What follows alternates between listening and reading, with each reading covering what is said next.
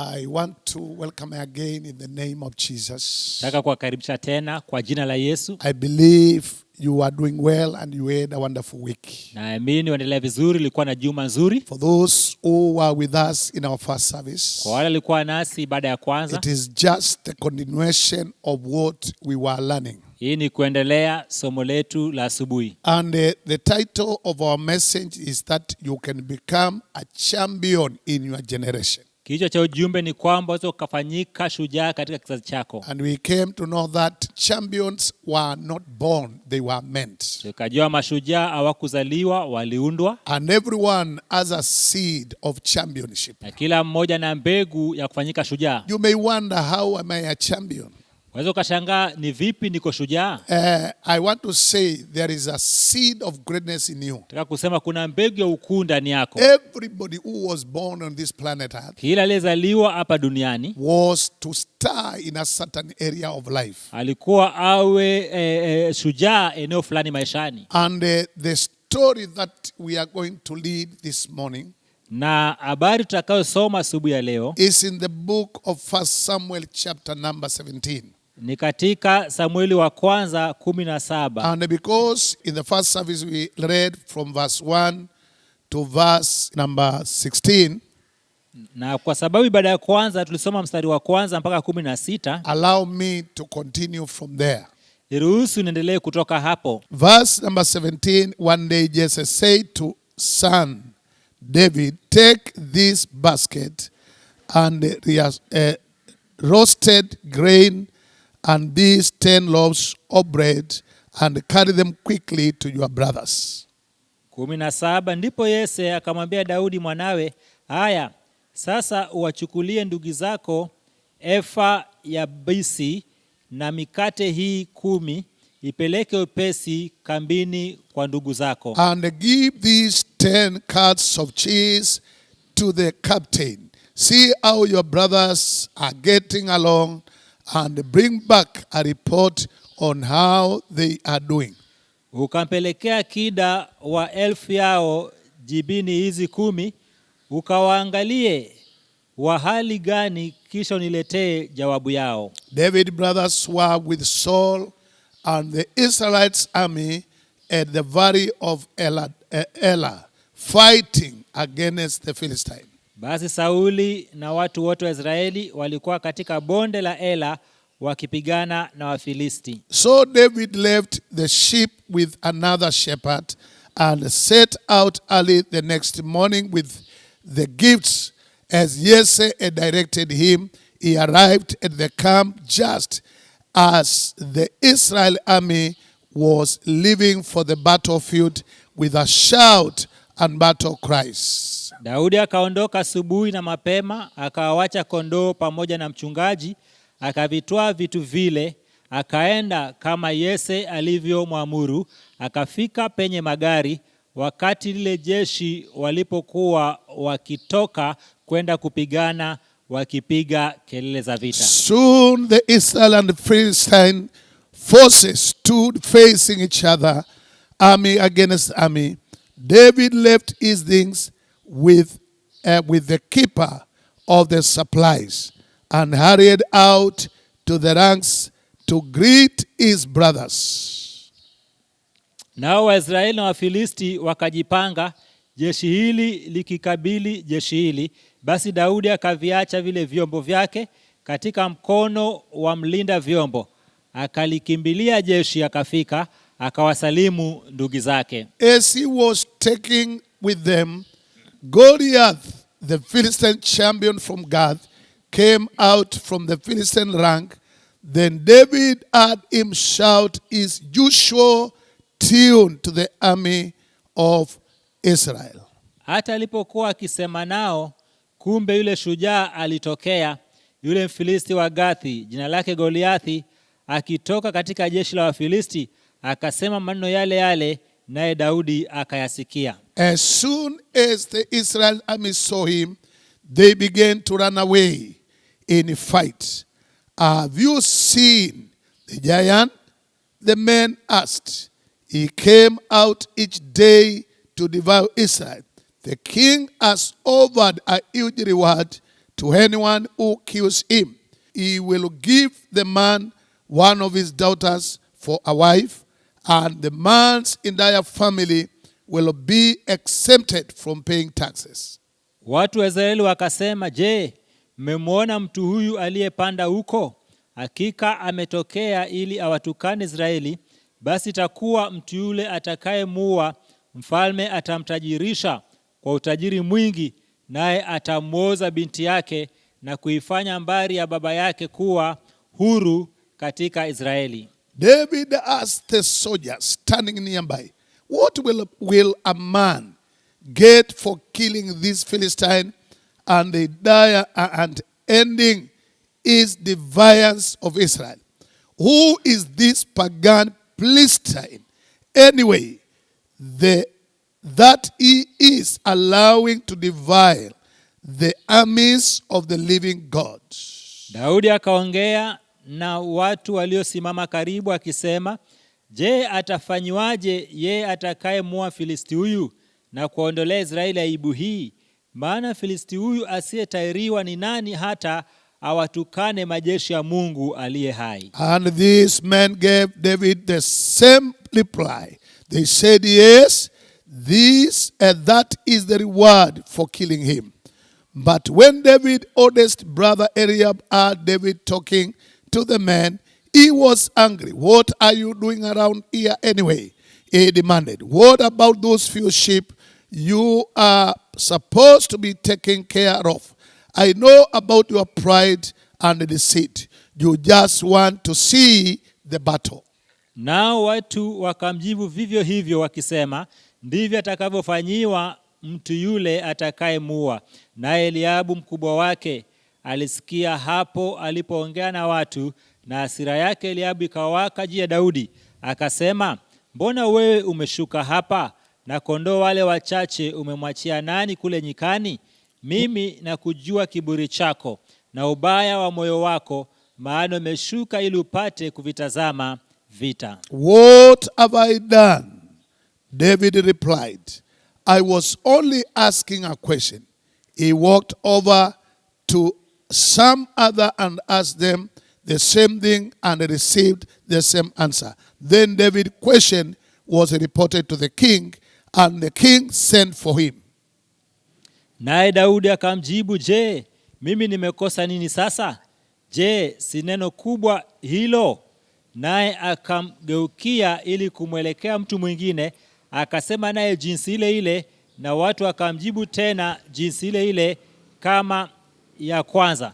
Na maneno hayo aliyosema Daudi aliposikiwa, watu akamweleza Sauli. Let us pray. Father God, in the name of Jesus. Baba Mungu, kwa jina la Yesu, I do want to thank you, bless you and honor your holy name. na kushukuru na kubariki na kuliheshimu jina lako takatifu. What a wonderful day you have meant for us. Je, ni siku namna gani umetufanyia, so that we may rejoice and be glad in it. ili tufurahie na kushangilia ndani yake. We have seen your greatness. Tumeona ukuu wako. We have seen your power working within us. Tumeona nguvu zako zikifanya kazi ndani yetu. That's why we appreciate you this morning. Ndio maana tunakufurahia asubuhi ya for leo, allowing us to come again as your children. turuhusu kuja tena kama wanao, and to learn from your word. na kusoma kutoka kwa neno lako. May you open the eyes of our understanding. Bwana, fungua macho ya kuelewa May kwetu. you use our tongue to speak your words. Tumia vinywa vyetu kunena habari zako. Give us flow and a revelation of your words. Tupe kutiririka na mafunuo ya neno lako, as we learn from your word this morning. tunaposoma kutoka kwa neno lako asubuhi ya leo. We thank you and we bless you. Tunakushukuru, tunakubariki. We bring down every negative teachings Twashusha kila mafundisho ya kinyume and every education fights against the knowledge of na God. kila elimu inayoinuka kinyume na elimu ya Mungu. In the name of Jesus, Kwa jina la Yesu, we pull it down twaiporomosha chini. and we pray the Lord, your word will remain in our lives. Naomba Bwana lako lisalie katika maisha yetu. For it's in Jesus' name Ni kwa jina la Yesu we do pray and believe. tumeomba na kuamini. Can you say big amen? Sema amina kubwa. Can you say big amen? Sema amina kubwa. Now you need to be ready to hear the word of God. Sasa lazima uwe tayari kusikia neno la Mungu. Prepare yourself because the word of God is important. Jiandae, maana la Mungu la muhimu. Don't allow anything to distract you. Usiruhusu kitu kikuondoe. And I will urge you so that you may share this message with your friends. Na nitakuhimiza wasambazie wengine ujumbe huu Just marafiki. check there down where sharing is written. Enda mahali pameandikwa kusambazia And mwenzako. try to share it with your friends. Alafu kamshirikishe rafiki yako. You see, by not sharing is a selfish attitude.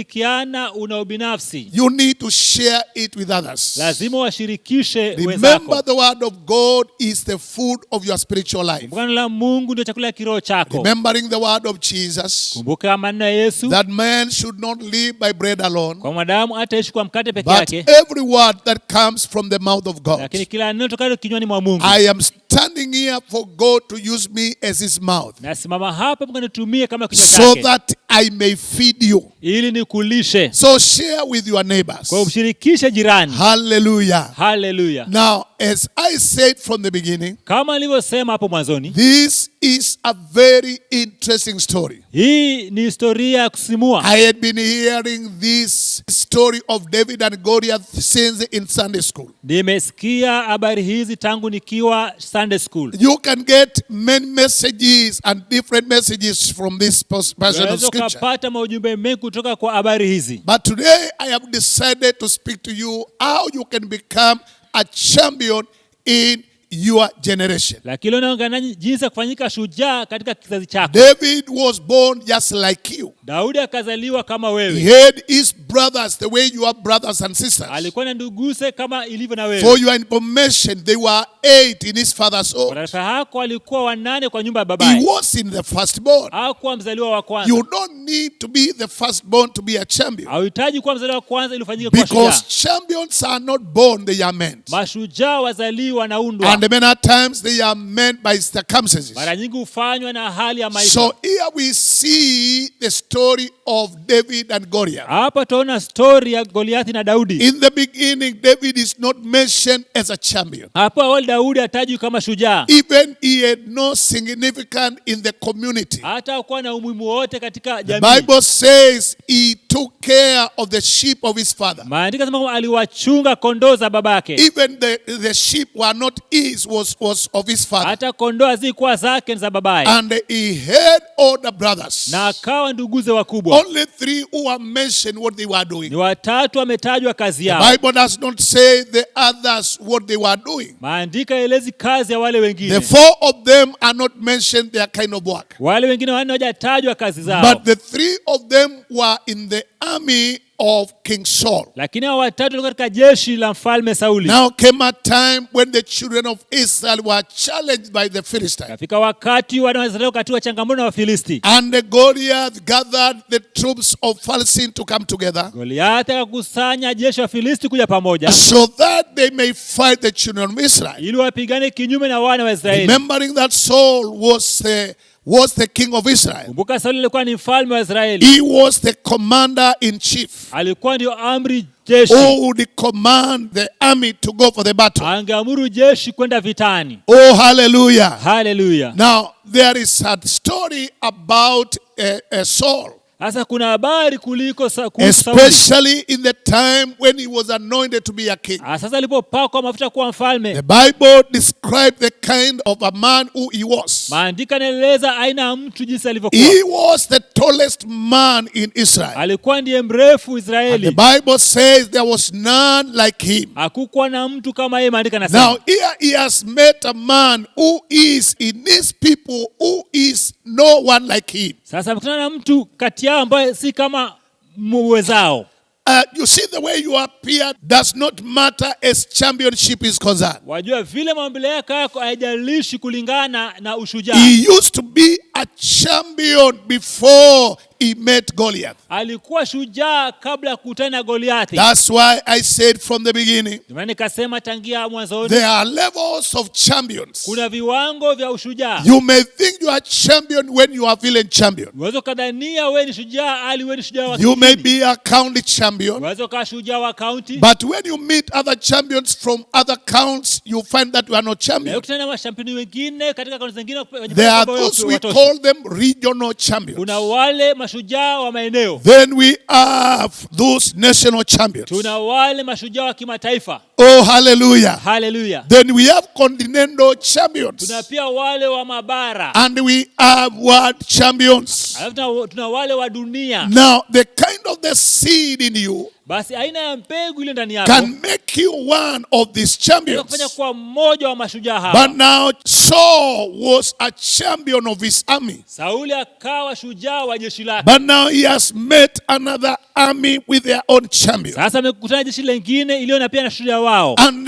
they try to face them. Na wanajaribu kuwakabili. But now the things changed. Lakini mahali linabadilika. The man who was dependent by his people, Yule mtu aliyetegemewa na watu wake, who is a commander in chief, ambaye ndiye amri jeshi, who looked as if there's no one like him. alionekana hakuna anayefanana na yeye. You see, it's not about how you appear. Haijalishi vile It unaonekana. is about what is in your inside. Inahusu kile kiko ndani yako. We may judge your championship with your appearance. Sasa tukasema ushujaa wako kwa But maumbile I yako. want you to remember the words of Samuel. Taka ukumbuke maneno ya Samueli. What God told Samuel when he was anointing David to be a king. Mungu akamwambia Samueli alipokuwa akimpaka mafuta Daudi kuwa mfalme. God does not judge from outside appearance, Mungu hahukumi kwa maumbile ya nje. but he judges from the inside. Yeye hutoa hukumu kutoka ndani. David was not in the outside look like a champion, Daudi kwa nje hakuonekana kama shujaa, but inside him there was a warrior, lakini ndani yake kulikuwa na shujaa wa a vita. man who can make the difference. Mtu anayeweza kuleta tofauti. I don't care where you were born, Sijali ulizaliwa wapi. which number are you in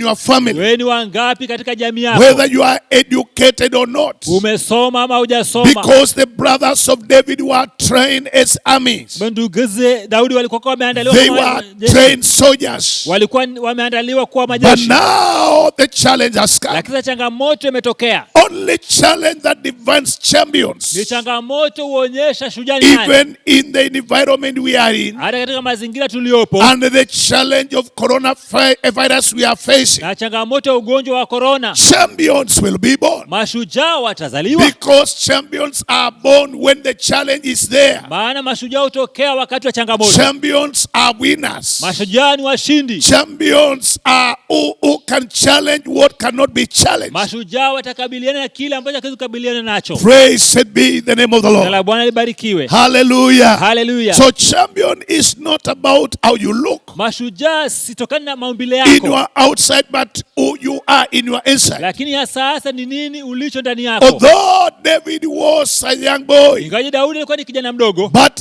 in his inside he was a lakini champion. ndani mwake alikuwa ni shujaa. There was a seed of championship in him. Kulikuwa na mbegu ya ushujaa ndani yake. I have come to let you know, Nimekuja nikujulishe. you may be doing just a normal work. Waweza ukawa unafanya kazi ya You kawaida. may be in a business world. Waweza ukawa unafanya biashara. You may be working in a corporate world. Waweza ukawa katika kazi But imeandikwa. I have come to tell you, Lakini nimekuja nikujulishe. there is a seed of greatness. Kuna mbegu ya ukuu. It is not about the kind of the work you are doing. Si kuhusu kazi unayofanya. David had no good job. Daudi hakuwa na kazi nzuri. He was just a shepherd of sheep of his father. Alikuwa ni mchungaji wa kondoo za baba yake. Sometimes we judge people by the kind of the work they are doing. Wakati mwingine hukumu watu na kazi wanayofanya. Praise be the name of the Jina Lord. la Bwana libarikiwe. I remember when I was growing, Nakumbuka nikiwa nakuwa, nobody could see anything great in my life. hakuna angeliona ukuu wote maishani Those mwangu. days when I was doing hawking, Siku hizo nilikuwa nafanya biashara ya when kuuza I vitu. was selling pineapples, Nikiuza when I was nanasi. pulling mukokoteni, Nikivuta mkokoteni. when I was working in a kibanda, Nikifanya kazi ya kibanda. nobody could see anything great in me. Hakuna mtu angeona jambo lilo kuu ndani But yangu. when the challenges come, Lakini changamoto it zilipotokea, is when the potential inside a person can be revealed. hapo ndipo uwezo ndani ya mtu uonekana. Can you say big amen? Sema amina kubwa. Thank God because of challenges. Shukuru Mungu kwa ajili ya changamoto. They are there to reveal what is in your Ziko life. pale zifunue kile kiko ndani I ya maisha. say the challenges will reveal who you are. Nasema changamoto zote wewe ni nani? I have come to encourage you. Nimekuja nikutie moyo. Even what you are facing today, Hata kile unapitia leo. maybe it is there to divine or to bring up what is in your Lakini inside. kwa pale ionyeshe kile kiko ndani yako. Praise be the name of the Jina Lord. la Bwana libarikiwe. Now David was just a young man, Sasa Daudi alikuwa ni kijana mdogo, but he was a champion in his inside. lakini alikuwa shujaa ndani yake. Now those who were to be depended on, Basi wale walikuwa wategemewe because of the challenge that came with the commander of the Philistine kwa army, sababu ya changamoto ilitokea na amri jeshi wa who Filisti, is a man of 9 feet, ambaye ni mtu wa fiti a 9, man who can scare. mtu anaweza kutishia. When everybody looked at him, Wakati kila mmoja anamwangalia, nobody was ready to face him. hakuna aliyekuwa tayari kupigana na yeye. But champions never fear challenges. Lakini mashujaa waogopi They changamoto, don't see the challenge. hawaoni ukubwa wa changamoto, They see the reward after victory. huona thawabu baada ya ushindi. Praise be the name of the Jina la Lord. Bwana libarikiwe. After every overcoming of the challenge, Baada ya kushinda changamoto, there is a glory that accompanies it. huwa kuna utukufu inayoendana There is nayo, praise. kuna sifa, There is reward. kuna thawabu. Hallelujah. Haleluya, Praise God. Bwana asifiwe. Hallelujah. Haleluya, I feel so good nasikia vyema, because champions will come inside you. maana shujaa atatokea ndani You yako. see, nobody knew that David is a champion. Hakuna mtu alijua kwamba Daudi ni shujaa. They were doing job with David Walikuwa wakifanya kazi pamoja na Daudi, even before he came to the field. hata kabla aje uwanjani. He left the sheep with another shepherd, Akaacha kondoo na mchungaji mwingine, and his father relied on him. na babake akamtegemea, He sent him with food to take with his brothers akamtuma na chakula apelekee and nduguze, some gifts to the commander. na jengine kwa amri jeshi. But when he appeared there, Lakini alipotokea pale, just a shepherd of the sheep, mchungaji wa kondoo, a man who was not even involved in the army. mtu ambaye hakuhusika na jeshi. Hey, praise be the name of Jina the la Lord. Bwana libarikiwe. This encourages me. Hii inanitia moyo. I don't care what you say, Sijali wasema nini, what kind of the job I am doing, aina ya kazi what nafanya, is in me nini leo ndani yangu, is about to show up. ni kuonyesha Something is about to show kuna up. kitu kitatokea. Oh, hallelujah. Haleluya. You see, there are people who may not recognize you. Wajua kuna watu wenda wasikutambue. I remember the day I was doing my wedding. Nakumbuka ile siku nikifanya harusi yangu. That is the year 1987. Ni mwaka 1987. 10th of the month of October. Tarehe 10 mwezi wa I 10. did my wedding here in the city of Mombasa. Nikafanya harusi yangu mji wa Mombasa. And everybody, when they heard that I'm doing a wedding, Na kila mmoja aliposikia kwamba ninaoa, because I was the first person to do a wedding in my community kwa sababu nilikuwa mtu wa kwanza kufanya harusi katika jamii yetu and in the village where I come from. na katika ile kijiji ninayotoka. Now everybody was eagering to see the kind of the wedding I will have, Kila mmoja basi akawa na shauku ni aina gani ya harusi nitakuwa nayo, because I was in a small trading. kwa sababu nilikuwa katika biashara ndogo. My earning was very little, Mapato yangu yalikuwa ni kidogo, but I had a big dream in me. lakini kawa na ndoto kubwa ndani I yangu. said the day I will marry, I had to have a very powerful wedding. Kasema siku ya kuoa kwangu nitakuwa na harusi kubwa. And everybody was laughing at me. Kila mmoja kana nicheka. Everybody, some came to the wedding not because they were invited. Wengine hawakuja harusi maana walikaribishwa. They wanted to know what the kind of the wedding this young man who is doing work in a kibanda can do. Walitaka kuona aina ya harusi huyu kijana wa kibanda atakuwa I nayo. remember the people around where I was living. Nakumbuka watu wanaokaa karibu They were saying the young man of the kibanda is marrying today. wakanasema kijana mdogo wa kibanda naoa leo. And then really I married. Na kwa kweli nikaoa. I had no money, Sikuwa na pesa, but I had a zeal for what I will do. lakini nilikuwa na shauku ya kile nitafanya. I was to break the limitation and do wedding when nobody has done it. Nilikuwa nivunje mipaka na kufanya harusi wakati hakuna mtu alikuwa amefanya. So the resources cannot limit a champion. Kwa hivyo rasilimali hizi kumzuia shujaa. When you have a champion, you pursue your dream. Ukiwa na ushujaa unafukuzia ndoto yako. Hallelujah. Hallelujah. And that is what was in the life of David. Na hiyo ilikuwa katika maisha Daudi. When he saw Goliath, Alipomwona Goliathi, he saw an opportunity. akaona nafasi. Remember, I was talking about the characteristics of a champion. Kumbuka nikazungumzia tabia ya shujaa. I was talking about several characteristics of a champion. Nikanena tabia kadha wa kadha And wa shujaa. one was he committed to rising above average. Moja ni kwamba amejitoa kuinuka They kiwango have an wastani. heart of champion. Wana moyo wa shujaa. They confront fear. Wanakabiliana na uoga. Hallelujah. Hallelujah. Then we dealt with the fear. Tukakabiliana na And uoga. one of the things that was in me, Na moja hapa mambo yalikuwa ndani yangu. I was not fearing what people will say. Sikuogopa watu watasema nini. And this is one of the heart of the champion. Na hii ni mojawapo ya moyo wa shujaa. Praise God. Bwana asifiwe. Hallelujah. Hallelujah. Now allow me to mention last and not least in the area of fear. Niruhusu niseme ya mwisho na wala si kidogo katika eneo la uoga. Ephesians chapter 3 verse 12. Waefeso 3:12. And allow me to read from Amplified Bible. Wacha nisome tafsiri ya Amplified. In whom, because of our faith in him, we dare to have the boldness. Boldness is courage and the confidence of free access and a reserved approach to God with freedom and without fear. Basi tafsiri yangu ya Kiswahili nasema katika yeye tunayo ujasiri na uwezo wa kukaribia katika tumaini kwa njia ya kumwamini. Hallelujah. Hallelujah. We said faith in the word of God is what makes you to overcome fear. Tukasema imani katika neno la Mungu na kusababisha kushinda uoga. Praise God. Bwana asifiwe. Now, there is few points which are remaining. Kuna vipengele vichache vinasalia. You see a champion. Unaona shujaa. Another characteristic, they are willing to pay the price. Tabia nyingine wako tayari kulipa gharama. They are willing to pay the price. Wako tayari kulipa gharama. Oh, hallelujah. Hallelujah. Every area of championship, there is a price to pay. Kila eneo ya shujaa kuna gharama ya kulipa. And the greatest price you can pay Na gharama ya juu waweza kulipa is risking your life for others. ni kuhatarisha maisha yako kwa ajili ya wengine. So David was ready to risk his life Daudi akawa tayari kuhatarisha maisha yake so that he may remove the reproach to his people. ili aondoe aibu kwa watu wake. Hey.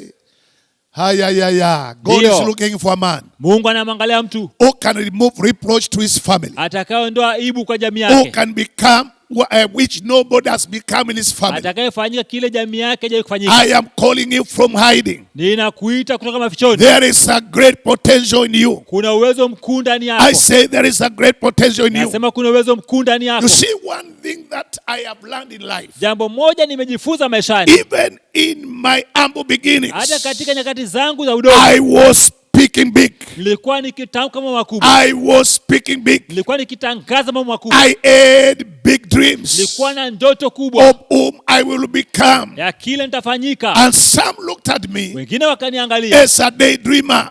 kama mtu anayeota. Always champions. Kila wakati mashujaa They think big. wafikiria mambo They makubwa, don't think small. hawawazi mambo madogo, They look forward for big things. wanatazamia mambo makubwa.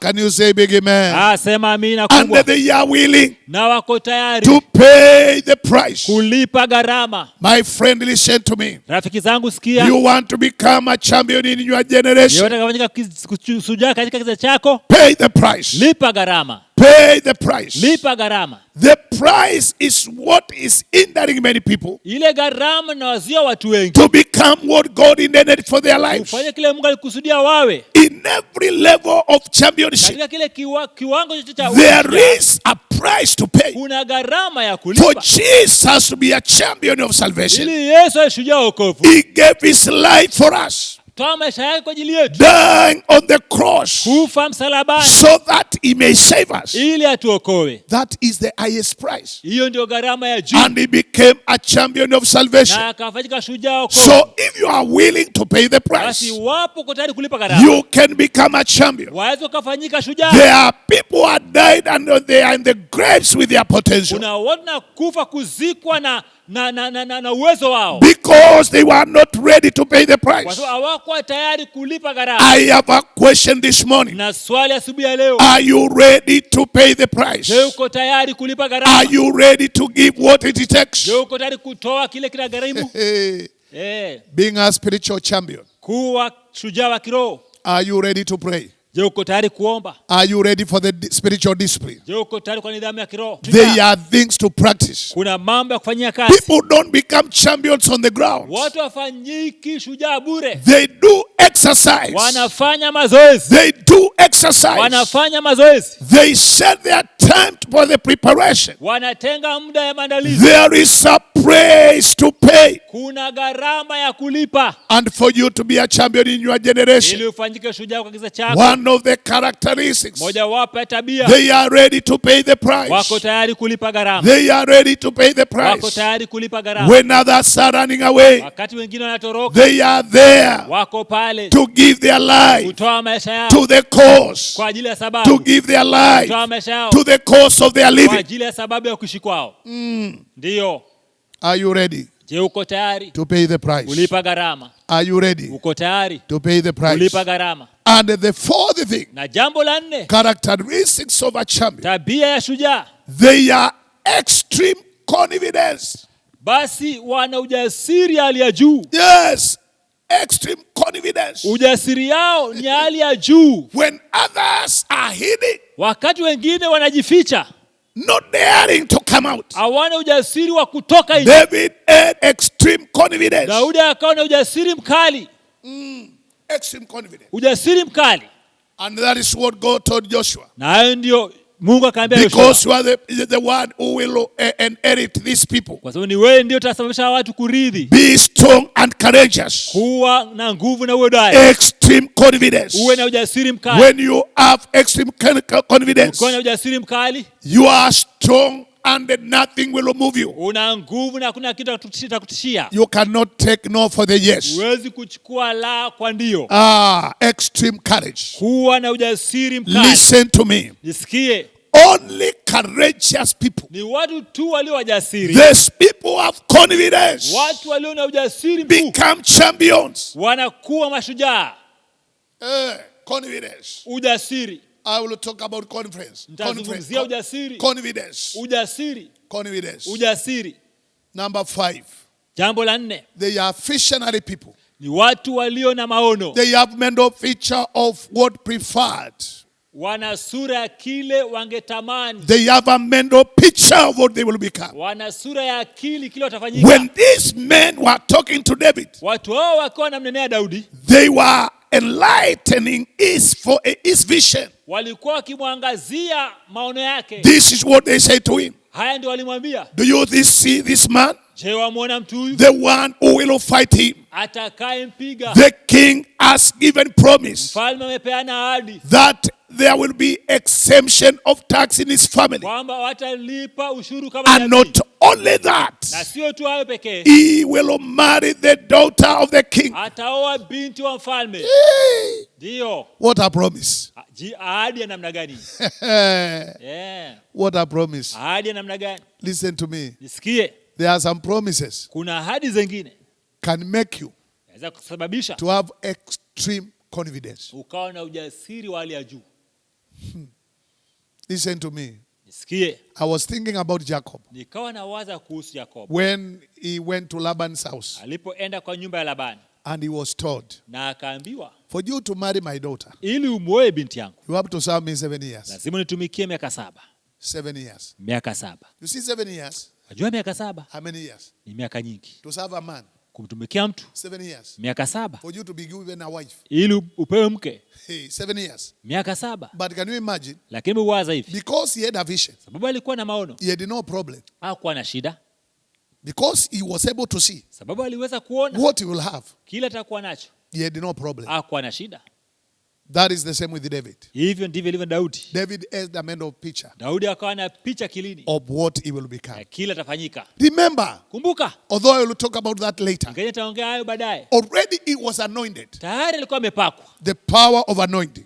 Nguvu za upako. I will talk about the power of anointing Taongea kuhusu nguvu za that upako makes champions. inayofanya mashujaa. Number 6, 6, they are passionate about their cause. wana shauku kuhusu malengo yao ya maisha. They are passionate about their cause. Wana shauku kuhusu malengo yao ya maisha. Do you have passion Je, una shauku for what you are pursuing? kwa kile unafuatilizia? Because you need that passion. Wahitaji hiyo shauku. And the seventh thing, Jambo la saba, they are persistent. wao huendelea pasipo kukata tamaa. They never take no for yes. Hawachukui la kwa ndio. They never take no for the answer. Kama hawachukui la kama jibu. They keep on knocking until door is open. Wanazidi kubisha mpaka mlango funguliwe. Even when David was opposed by Eliab, Hata Daudi alipopingwa na Eliabu, he didn't stop there. hakukoma hapo. There are people when they are challenged, Kuna watu wanapopata changamoto, when they are belittled, they leave what they were doing. wanaposhushwa wanaacha He kile. went to another man Yeye akamwendea mtu mwingine and he asked the same na question akauliza swali lile and he was given the same answer. na akapewa jibu lile, And the word was heard by the king. na neno likasikika na mfalme, And the king called for David. na mfalme akamwita Daudi. He saw a warrior in a young man. Akaona mpigaji He saw a warrior in a young man. akaona mpigani vita kwa kijana mdogo. Let me ask you, Wacha nikuulize, what do people see in you? watu wana nini kwako wewe? Do they see a solution? Je, wanaona jibu? It is not about the level of your education. Si kiwango cha elimu yako. You can bring a solution. Waweza kukata suluhisho. You see, in the time of Joseph, Unaona wakati wa Yusufu, after he appeared before the Pharaoh and gave the interpretation of the dream, baada ya kutokea mbele ya Farao na kupeana tafsiri ya ndoto, Pharaoh asked his ministers, Farao akauliza where can mawaziri we wake, get a man like this? tutampataje mtu kama huyu? Where can we get a man like this? Tutampata wapi mtu kama huyu? Where can we get a man like this? Tutampata wapi mtu kama huyu? Because he saw a man who can bring the difference, Sababu aliona mtu atakayeleta tofauti, who has persisted ambaye ameendelea pasipo kukoma. after he has gone all the challenges of life. Baada ya kupitia changamoto ya maisha, He stood his ground. akasimama wima, He refused to take no as an answer. akakataa la kama jibu, He kept on knocking. akazidi kubisha. David kept on knocking. Daudi akajibu, akazidi kubisha. And the story didn't end there. Na story haikuishi hapo. That is where we will begin. Hapo ndipo tutaanzia. Are you still knocking? Je, bado unabisha Or you are about to leave it on the way? ama unakaribia kuachia njia? But allow me to mention some few things. Lakini ruhusu nitaje mambo fulani fulani. David, Daudi after he heard this, baada ya kusikia haya, he went to the king.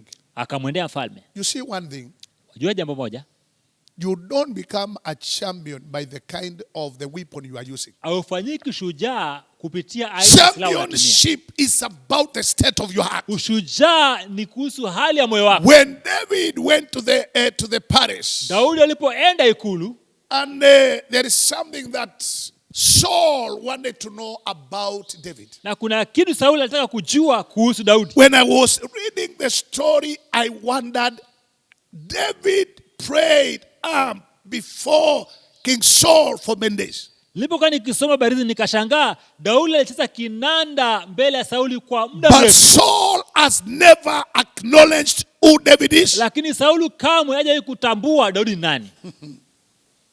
You can live with the people Waweza kukaa na watu and they not know what is in your life. na wasijue nini iko ndani ya maisha yako. Listen to me. Nisikie. The reason why many people are not connecting people with their destinies, Sababu ya wengi kutounganisha watu na hatima yao, because they have lived with them and they have never known what is in their kwa life. sababu wameishi nao lakini wasijue kile iko ndani yao. Saul was living with David, Sauli akaishi na but he Daudi, has never known who David is. lakini hajawahi kujua Daudi ni nani. He knew him as a keyboard player. Alimjua kama mpigaji kinanda, He knew him as a arm prayer. alimjua kama mpigaji kinanda, But there was a championship in him. lakini kulikuwa na ushujaa ndani So yake. when he came to him, Kwa hivyo he alipomtokezea wanted to know, akataka kujua whose son is this? huyu ni mwana wa nani. Hey, he's speaking different. Anaongea kitofauti, He's speaking different. anaongea kitofauti, It's not like his soldiers si kama wanajeshi wake who are hiding. ambao wanajificha, He's not like him. si kama wa yeye. And he wanted to know. Na akataka kujua, Then he said to David, kamwambia Daudi, this guy had been a fighter since young. huyu mtu amekuwa mpiganaji vita This akiwa man mtoto. had been a fighter. Huyu mtu amekuwa akipigana vita, He had been fighting amepigana vita since he was young. tangia utotoni, He is trained. ameandaliwa. David looked at the king. Daudi akamwangalia mfalme, He said it depends on his training. Akasema anategemea maandalizi yake. But God has trained me. Lakini mimi Mungu amenitayarisha. But Saul said, please, Sauli kama tafadhali, let me help you with my clothes and my tools. wacha nikusaidie na mavazi yangu na vifaa vyangu. Listen to me. Nisikie. You cannot become a champion Huwezi fanyika shujaa through somebody else's tools. kupitia silaha za mwingine. God will use what you have. Mungu atatumia kile uko nacho. I have seen people when they see people who have become slumpy. Nimeona watu wanapoona wengine ambao They wamefanyika, want to copy from them. wanataka waigize kutoka kwao. They want to imitate from them. Wanataka waigize kutoka kwao. Listen, you don't become a champion by imitating. Haufanyiki shujaa kwa kumuigiza mwingine. There's a man who has written a book. Kuna mtu ameandika kitabu. Imitation is limitation. Kuwa na Anything that you imitate from people chochote unaigiza kutoka kwa mwingine will limit you to their level. itakufanya ufikie kiwango kile walifika. Remember, David was to live above the average. Daudi limbidi akue kiwango kupita wastani. So he didn't need any clothes from Saul. Kwa hivyo hakuhitaji mavazi kutoka kwa Sauli. He tried to wear them.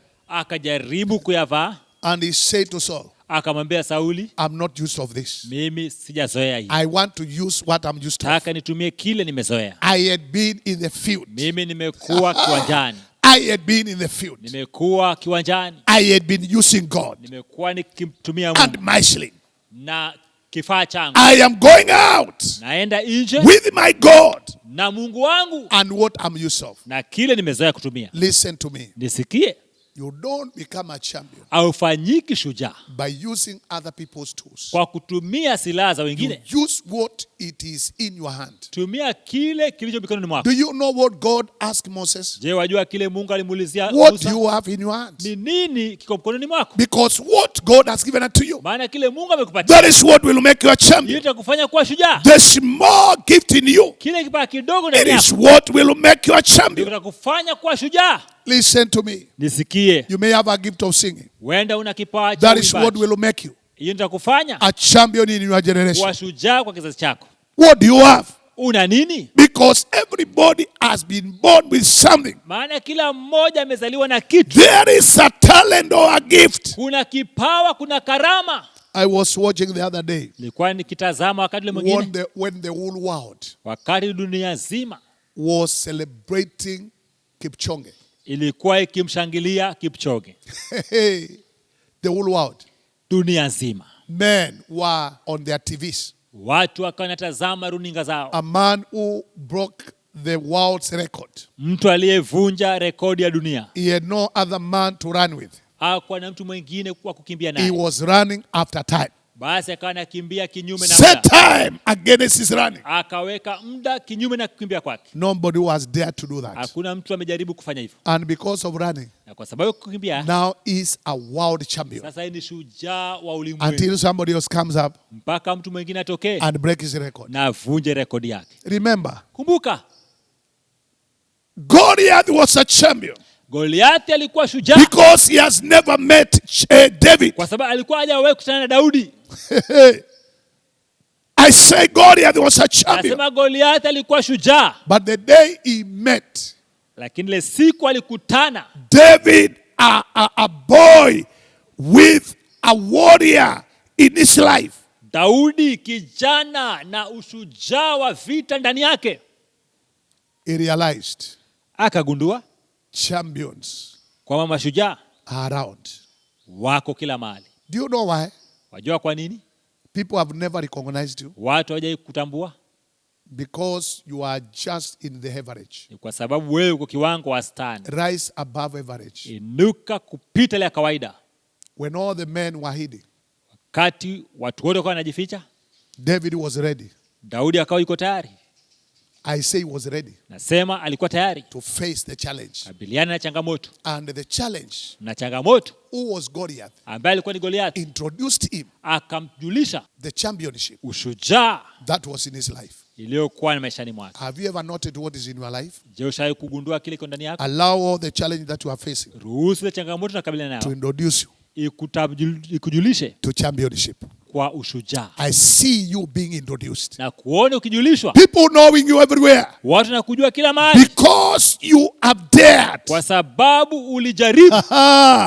You are willing to pay the price. You Ulikuwa tayari have kulipa gharama. extreme confidence. Ulikuwa na ujasiri mkali And you have a vision. na una maono And you have passionate. na una shauku. I can see the passion of David. Naona shauku iliyokuwa ndani ya Daudi, Ready to face Goliath. akiwa tayari kumkabili Goliathi. He said to the king, Kamwambia mfalme, I will go out with what I'm used of. nitaenda na kile nimezoea. I'm used of God Nimemzoea Mungu and my shilling. na chombo changu. What he collected is only 5 stones. Kile alikusanya ni mawe 5. Already he had the shilling. Tayari alikuwa na kifaa chake. Hallelujah. Hallelujah. Which he used to use when he was taking care of the sheep. Of Ambao his father. akitumia akiwachunga kondoo. What do I want to say? Nataka kusema nini?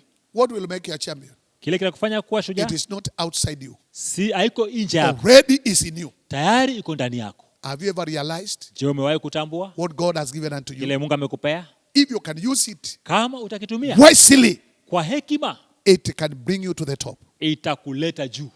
I want to pray for you Taka nikuombee to realize utambue what is in your life. kile iko ndani ya maisha yako. You have something Kuna kitu uko nacho that can change your life forever. takayogeuza maisha yako. You have something in your life Kuna kitu ndani yako can change your life forever. kubadilisha maisha yako. Father God, I thank you Baba Mungu, nakushukuru for all the viewers kwa wote and wanaoniangalia everybody who was listening in, na kila mmoja aliyenisikia, even outside this nation. hata nje ya taifa hili. There is a seed of greatness Kuna mbegu ya ukuu in their lives, katika maisha yao, and they can become champions fanyika mashujaa in their generation. katika kizazi chao. May you give them to realize, Wape kuelewa, know the potential wajue uwezo and the gifts na karama you have given unto them. uliowapatia. I thank you, Father, Na kushukuru Baba, because by realizing this, kwa kutambua haya, champions will be met. washujaa And watafanya, all the challenges they are facing na changamoto zote wanapitia will make them to be known. itawafanya kujulikana In the name of Jesus. katika jina la May Yesu. all the challenges Wacha changamoto that zote you are facing in your life unaopitia maishani mwako introduce you to ikujulishe the world of champions. kwa dunia ya In mashujaa. Jesus' name, Kwa jina la Yesu I thank you. na kushukuru I bless you. na kubariki. The way David was not known by anybody Kama vile Daudi hakujulikana na yote when he was taking care of the sheep. alipokuwa akiwachunga kondoo, Maybe you are not known by anybody pengine hujulikana na mtu yoyote because you are doing the kind of your work you are doing. kwa sababu ya aina ya kazi unayofanya, But the challenge has come lakini changamoto imekuja to introduce you ikujulishe to the world of champions. kwa dunia ya mashujaa. We thank you, Father. Twakushukuru Baba, We bless you. twakubariki. You see, in the book of Daniel, the Bible says, Wajua, katika kitabu cha Daudi those who know their God, linasema kwamba wale they wanaomjua will do exploits. watafanya mambo makubwa. Knowing God will make you to do the exploits. Kumjua Mungu itakufanya ufanye mambo makubwa. My question is, Swali langu ni, do you know God? je, wamjua Mungu Who was the source aliyekuwa chanzo of the power of David, ya nguvu ya Daudi, who made him a champion? aliyefanya kuwa shujaa? God can make you a champion Mungu anaweza kufanya kuwa shujaa in your generation. katika kizazi chako. But my question is, Swali langu ni, do you have a relationship with him? je, una mahusiano na Mungu? David had a relationship with Daudi God. alikuwa na uhusiano na Mungu. We will pass through his Psalms, Bwana which we. he wrote. Unapopitia Zaburi You can alizoziandika, see the insight utaona of David, undani wa how Daudi, he trusted God, vile alimtumainia how Mungu, he depended on God. vile alimtegemea Mungu. You can have God in your life Waweza ukampata Mungu maishani and mwako become a champion. na kufanyika kuwa shujaa. There are many stories negative about David, Kuna habari nyingi za kinyume kuhusu Daudi, but there's one thing I love. lakini kuna jambo moja napenda, God testified. Mungu akishuhudia David was a man who was after God's heart. Daudi alikuwa ni mtu ambaye moyo wake ulimwendea Mungu. If you are after God, Kama utamwendea Mungu, what is in you may look little, kile uko nacho huenda kaa kidogo, but it will reveal in the time of challenge. lakini itajionyesha wakati wa Can changamoto. you have God in your life? Je, waweza ukampokea Mungu maishani Can you mwako? have God in your life? Waweza ukampokea Mungu maishani You are mwako? saying, Reverend, Nasema kasisi, pray for me. niombee, I want to connect with this God nataka nijiunganishe na huyu Mungu who makes champions anayewafanya to make me mashujaa, champion alifanye kuwa shujaa in my generation. katika kizazi changu. You can have him Unaweza ukampokea through Jesus Christ. katika jina la Yesu. Can you receive Jesus? Basi unaweza ukampokea Say, Yesu. Lord Jesus, Sema, Bwana Yesu, come in my heart. ingia moyoni mwangu, Bring up the potential leta uwezo in my life. maishani mwangu, Every gift kila kipawa in my life, maishani mwangu, I have come to you. nimekuja kwako. Save me. Niokoe, Become my king.